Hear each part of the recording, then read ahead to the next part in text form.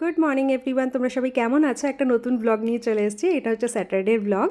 আশা করি তোমাদের ব্লগটা ভালো লাগবে। আর দেখলে তো চিনির দুষ্টুমি ওরকম করে, দুষ্টুমি না মানে আর কি, বসে বসে আমাকে মাঝে মাঝে এরকম এক নিঃশ্বাসে ডাকতে থাকে আর কি বলতে থাকে, সব কথা তো বুঝি না। আর দেখো, আমি জীবনে প্রথম এত ভালো রুটি বা পরোটা গোল করে বেলতে পেরেছি। প্রত্যেকবার বেকা টেরা হয়ে যায়। আমি এত এক্সাইটেড ছিলাম, যতবার বেলেছি ততবার সন্দীপকে ডেকে দেখিয়েছি, তোমাদেরকে ওই জন্য হাতে তুলে তুলে দেখালাম। প্রোটিন পরাঠা বানিয়েছিলাম ব্রেকফাস্টে, অলরেডি রিলসে দিয়েছি, দেখো তোমরা, ভালো লাগলে ট্রাই করো। খুব হেলদি, বাচ্চা বড় সবাই খেতে পারবে। আমরা এটা আচার আর কার্ডের সাথে খেয়েছি। আর চিনিও এটাই খেয়েছে। এই টাইপের খাবার বলি তো, চিনি মানে এই টাইপের খাবার বানালে চিনি নিজে নিজেই খেতে পারে। আর সকালবেলার খাওয়া দাওয়া নিয়ে কোনো ঝামেলাও হয় না, কোনো টাইমও লাগে না। ও নিজে বসে বসে যতক্ষণ ইচ্ছা, খালি আমি বা সন্দীপ কেউ একজনের সামনে বসে থাকি, কারণ ছোট তো, একা খাবার দিয়ে ছেড়ে দেওয়াটা উচিত না একদম। চোখের সামনেই রাখি, তো টুকটুক করে খায়। ও চোখে ছোটো ছোটো টুকরো করে দিয়েছে, ওগুলোই ধরে তুলে খাচ্ছিল। আর খুব ভালোবাসে, একটু নোনতা একটু ঝালঝাল খাবার হবে না, খুব ভালোবাসবে। মিষ্টি খাবার হলে ম্যাডামের মুখে দেবে, তারপরে ম্যাডাম কান্নাকাটি শুরু করবে, খাবে না, টাইম দিতে হবে, ঘ্যান ঘ্যান করবে। তো আমি তো চলে এসেছিলাম, সন্দীপ সামনে বসেছিল, সন্দীপ দুই একটা কাজ করছিল নিজে। আর এদিকে আজকে রান্না করব সোয়াবিন আলুর তরকারি আর ঝিঙে বাটা। আবার চিনি খেয়েছে ব্রেকফাস্ট, তো প্রায় 1 ঘন্টার মতন হয়ে গেছে। এখন ওকে একটা লেবুর রস দিয়ে দেবো। আজকে লেবুটা না খুব বেশি রস বেরোয়নি, তো নাকি আমি গ্লাসটা নিয়েছি বলে গ্লাসের নিচে চলে গেছে, ওই জন্য অন্যদিন কাপে দিই, কাপটার পুরো ভরে যায়, হবে হয়তো কিছু। তারপরে চিনিকে দিয়ে আসলাম লেবুর রসটা, সন্দীপই ওকে খাইয়ে দিয়েছে। আর আমি এখানে এসে রান্নাটা শুরু করে দিয়েছি, কারণ আবার চিনির খাওয়ার টাইম হয়ে যাবে, আমাদের স্নান করা থাকবে, চিনি স্নান থাকবে, ওই জন্য আর আমি দেরি করিনি। সন্দীপকে বললাম তুমি একটু খাইয়ে দাও, তো ওই দিয়েছে খাইয়ে। আর সোয়াবিন আলুর তরকারি, সোয়াবিনটা না আমাদের ঘরে মানে আনা থাকে, চিনিকে দিই মাঝে মাঝে খিচুড়িতে বা স্যুপের সাথে, কিন্তু আমি বা সন্দীপ সোয়াবিন অত কেউ পছন্দ করি না। সেই মানে লাস্ট সোয়াবিন যদি বলো আমি আর সন্দীপ খেয়েছি, সেই আমি একদিন সয়া চিলি বানিয়েছিলাম, সেই দিনের পরে আর আমরা সেভাবে সোয়াবিনের তরকারি একদিন মনে হয় খেয়েছিলাম, তারপরে অত খাওয়া হয়নি। আর এদিকে ঝিঙে বাটা রান্না করব, তো ঝিঙে কেটে কাঁচা লঙ্কা দিয়ে পেস্ট করে নিলাম, কড়াইতে সর্ষের তেল দিয়ে কালো জিরে ফোড়ন দিয়েছি, আর একদম কুচি করে রাখা রসুনগুলোকে যেই ভালো গন্ধ বেরোলো পেস্টটা দিয়ে দেবো।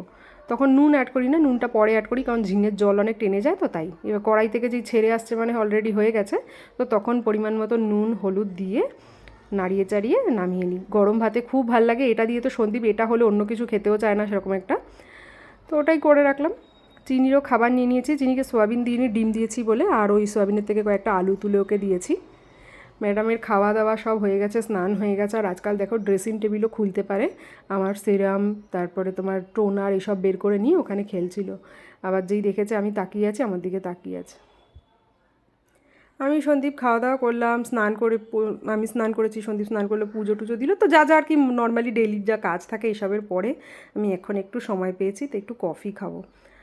আর এই সময়টা তো বলি কফি আমি একাই খাই, সন্দীপ খুব রেয়ারই খায় এই সময় কফি, কোনো কোনো দিন আমাকে সঙ্গ দেওয়ার জন্য একটু খায়, ম্যাক্সিমাম দিন আমি একাই খাই এই সময়টায়। ও আবার আমাকে কি একটা বলছিলাম, বললাম দাঁড়াও আসছি। এইবার আমি চিনিকে বিকালে দেবো একটু স্যুপ, তাই জন্য একটু রেডি করে রেখে গেলাম বিট, ক্যাপসিকাম, গাজর, কয়েকটা কড়াইশুঁটি, আর একটা মিডিয়াম সাইজের বোনলেস চিকেনের পিস, সেটাকে টুকরো করে, আর 1 টুকরো রসুন।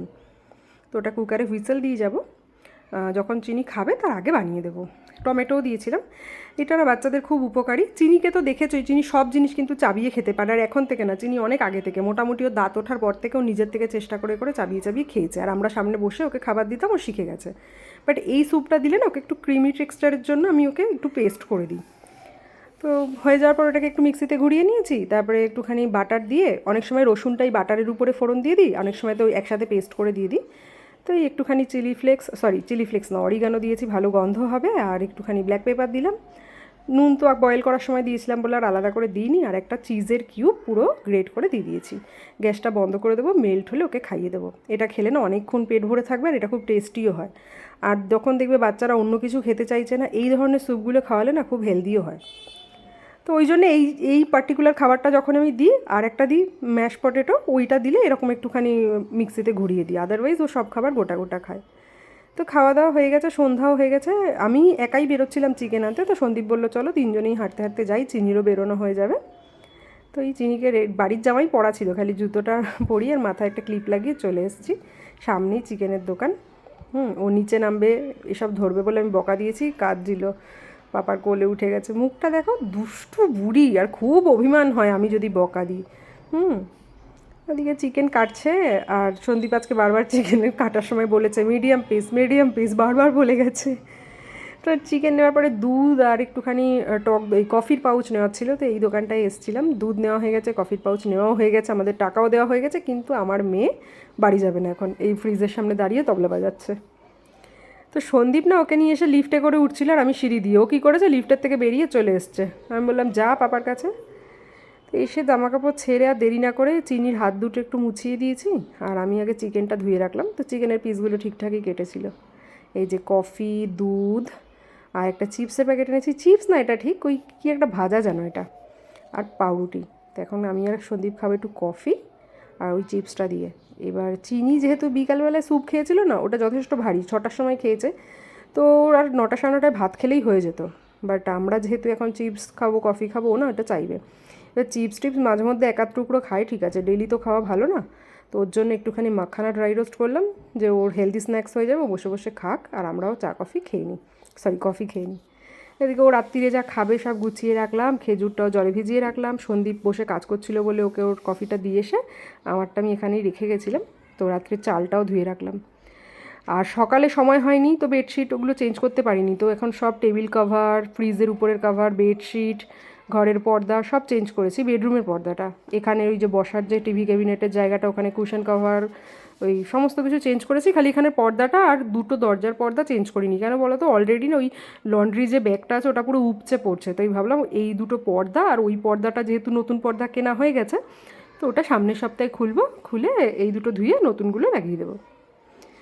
তো চিনিকে খাওয়ানো দাওয়ানো হয়ে গেছে, এবার আমরা খাবো। চিনি দুষ্টুমি করছে, তো ম্যাডামকে রেডি টেডি আজকে সন্দীপ করিয়ে দিয়েছিল, আমি তো তখন বাসন ধুচ্ছিলাম, ও এসে পড়ছিল। আমি এবার ব্লগটা শেষ করব, আমি ফ্রেশ হতে যাব, আবার তোমাদের সাথে একটা নতুন ব্লগে দেখা হবে। ততক্ষণ তোমরা সবাই খুব ভালো থেকো, সাবধানে থেকো, আর সবাই পুজোর শপিং করো। পুজো তো চলেই আসলো, আর কয়েকটা দিনই মাত্র বাকি আছে। চিনির অলমোস্ট জামাকাপড় চলে এসছে, 3-4টে বাকি আছে, আসলে দেখাবো।